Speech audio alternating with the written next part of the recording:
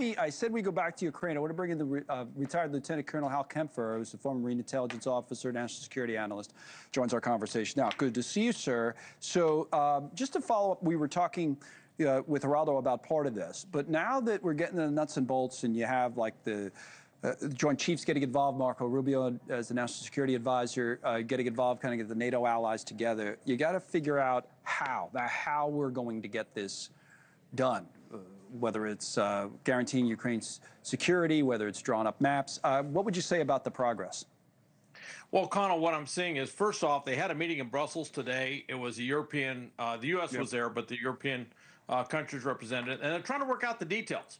This is part of that planning process. You know, they're trying to build the broad outline of it. That's what Secretary Rubio's doing, was setting up this working group that's going to work on the broad outline. You know, where do we want to go? What are our potential courses of action? Developing those courses of action, vetting those courses of action, trying to figure out how can we actually put this in place. And it's a military thing. It's also a very political thing.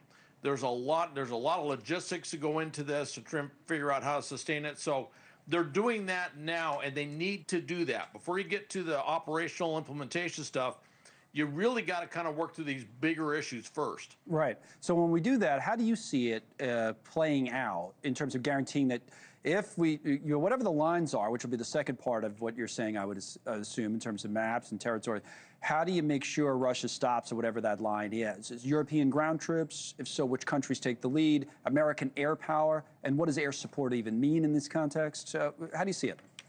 Connell, those are all great questions. I've been kind of wondering about the air support comment itself. There's a lot that's packed into that air support comment. Yeah. Why are you worried about it?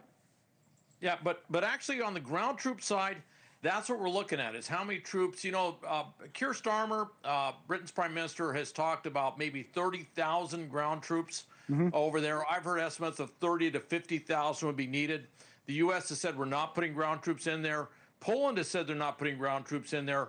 A number of the NATO countries, you know, in Scandinavia, France, Britain, a couple of others have indicated they will put there and there. Of course, Viktor Orban and Hungary won't, and some others are hedging on that.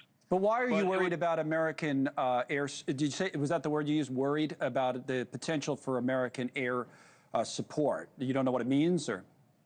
Well, I just don't know exactly what's packed into that statement. You know, when you say air support, is it going to be longer range stuff? You know, you saw what we did with B-2 bombers in Iran. All right, that's really long range stuff.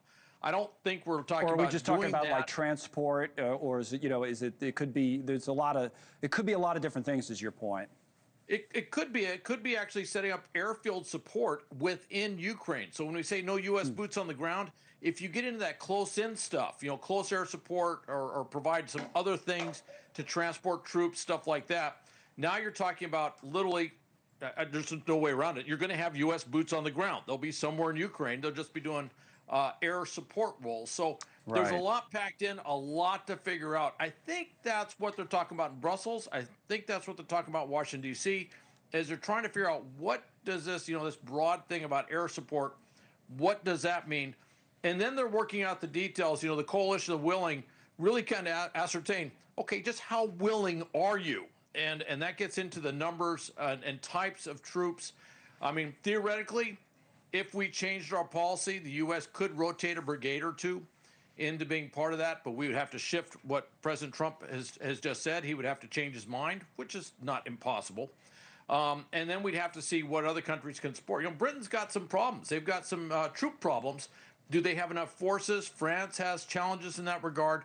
Number of countries do. And then Germany, very, you know, strong words, but they haven't seemed to quite work that into, are you talking about maybe putting a brigade or two brigades, or what are you talking about? We don't know from Germany yet. They're still working through that. All right, a lot to work through. Hal Kempfer, good to have you on the show today. Thank you. We'll watch this, as we always do, in real time. Now, we got a lot of